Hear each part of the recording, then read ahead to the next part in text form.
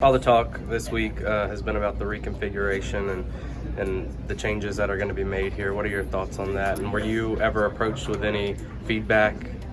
I was never personally asked, but I also don't really want to be asked. I don't feel like, for my opinion, it's not my job, and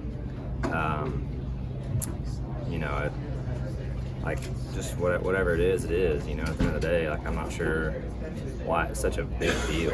Like, if they want to repave it and redo it, repave it and redo it. Like, works for me. You know, so I don't have much of a preference on it, and I'm gonna come back here as long as I have the opportunity and try to win and compete at a high level, regardless of whether we race on the big track or in a parking lot out back. So it doesn't matter to me. What are your thoughts on the reconfiguration? I don't think it's very good. You know, I think the proper thing to do would probably be to build a short track. The cheapest thing to do is probably just leave the walls where they are and hope for the best. So, you know, I don't think that worked out well for Texas. I don't think it worked out well for Bristol. I don't think it worked out well for Kentucky. I don't think any of those were very good. So, you know, I think if you just keep winging it and don't get the driver's input, you're just going to keep getting the same conclusion. But you're friends with Marcus, right? So do you go to him and say something, or do you just, is it up to them to come to you? You know, you would think that you would want the driver's input, and you know, I think a lot of times the thought process is, well, you know, we need to make the drivers uncomfortable, and instead, you know, you wind up with a media press conference that winds up all about your track repave that you didn't ask any of the drivers about. So it is what it is. So I'm assuming that means that, like, you weren't consulted and you haven't heard any other drivers that had been consulted? I hadn't really asked, so I'm just of the opinion that they don't care. They just do what they want. This track surface has to be a little bit special to you, and obviously racing over it for the years. Is there any emotional attachment to getting out here on this surface for the last time today? Well, look, I love coming to this particular racetrack just because of the history that it has in my past. You know, and I think obviously when you look back at the first win and everything that happened on that particular day and everything that went on is just forever there, right? So, you know, it's always got a special place in, and I think for the drivers in general, I think this place is special just because of the way that you race on it and you go about racing in general. You know, here at this particular racetrack, so you know, it's just a fun place to race because it's just so challenging with the bumps and the asphalt and everything that comes with that. So I think this isn't the first time that we've had the repave talk in the uproar over the pavement.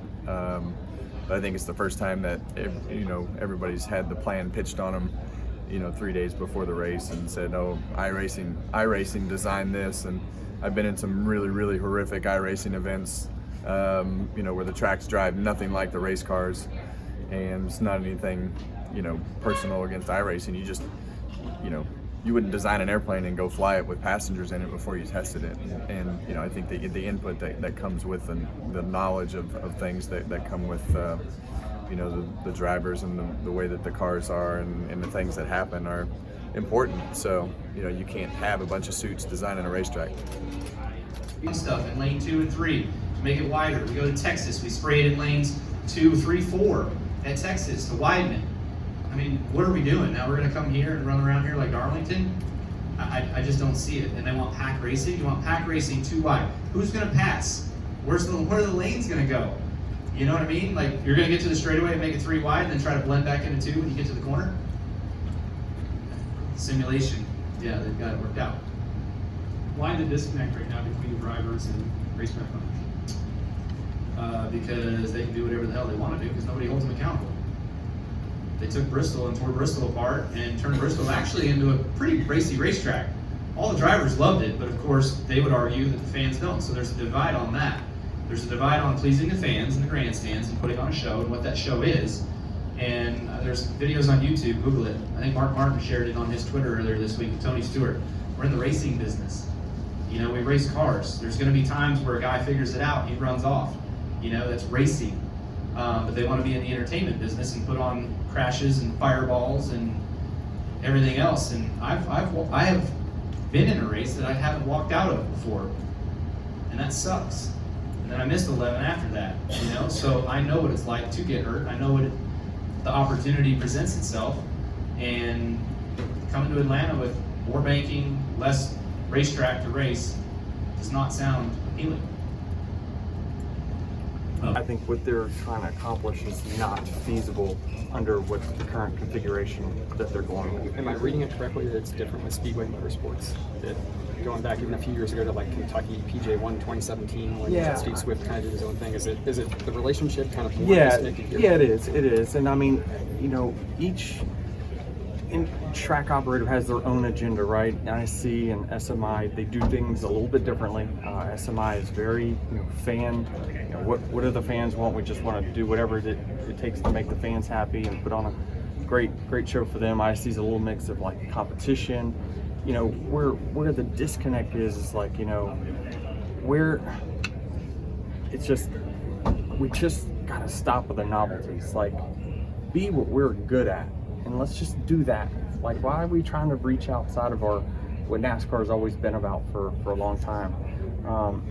Trans Am is not as popular as us for a reason, right? I mean, we are big, heavy stock cars on ovals, and we're full contact. That's why people strive and want to be in NASCAR. And I hate that we're going away from that through novelty. William Byron.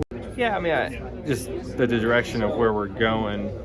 I guess we're all wondering, why more banking, right? Why, like, what are we trying to achieve? I think that's probably the question we're all asking and wondering right now. Does it produce safety concerns for you as to what this is going to lead to? It depends on what the car's like, and what the next gen car is going to be. What speeds are we going to be carrying? What rules package are we going to be bringing? I think all those are questions. As soon as you say repave and you add more banking, it's like, okay, we're going more towards a Daytona type of racetrack. What does that mean, for speed, and what rules package are we going to bring to the table? On the reconfiguration, a lot of the stuff was talked about with iRacing and simulation, building that, and Harvick gave a good quote about you can't build a plane and put passengers on it on a computer, and then put passengers in real life on it. So what do you think of that kind of mindset of going forward, that we're kind of building tracks and things like that on simulation? I think it's a tool, and every tool has a limitation, right? And no matter what you're doing, we use simulation all the time building our race cars, and I can tell you, we know there's limitations to it, because if we went 100% off that sim, we'd be off in left field, without bringing some real life data into it, right? And forming that out. So there's limitations to everything we do when we use our resources, and iRacing is a great tool. There's limitations to it, so. How do you replicate the video game track and put it identical to that in real life? I don't know how you do that. Maybe there's some technology and people can grade really well and figure that out. I don't know. God bless them if they can. I don't know how you do it. I think if you ask any driver if they had it their way, they want to keep the racetracks old and worn out and slick because it takes so long for them to get here, to get to this stage.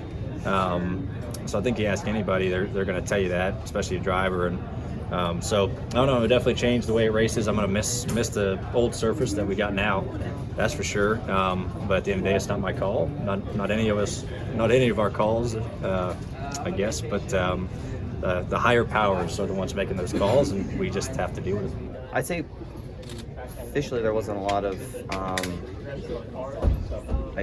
involvement, at least on my behalf, in any of this. But I think the idea behind it is definitely outside of the box that we've seen a lot of these mile and a halves. As far as long as I've followed the sport, I guess my short time being a part of it, I think the idea on paper sounds great, but we'll see what all the details end up being.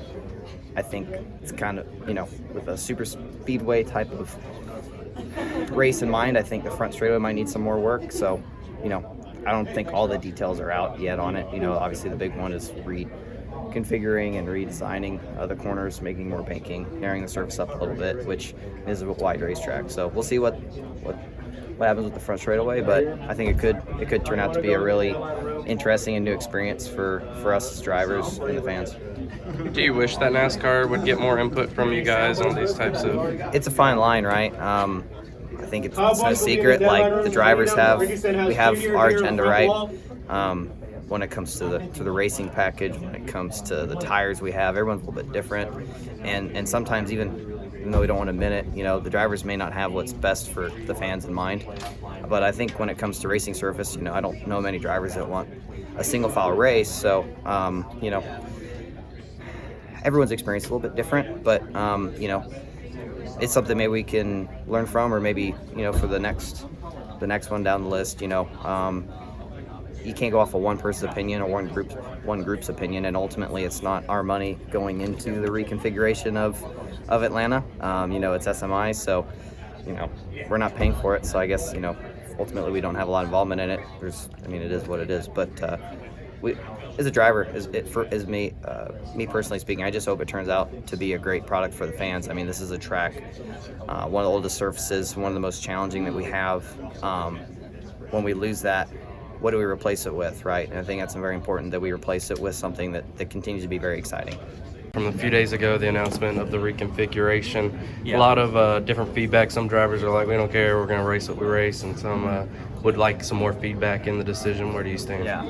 Well, I don't have a problem with them using iRacing and using that as a tool to, figure out a racetrack. The only thing I feel like is tough is we don't know what the next gen car is going to be like, what kind of horsepower they're going to put on the car for mile and a halves, and so I feel like there's a ton of questions there. I personally don't love the fact that it's going to race like a restrictor plate track.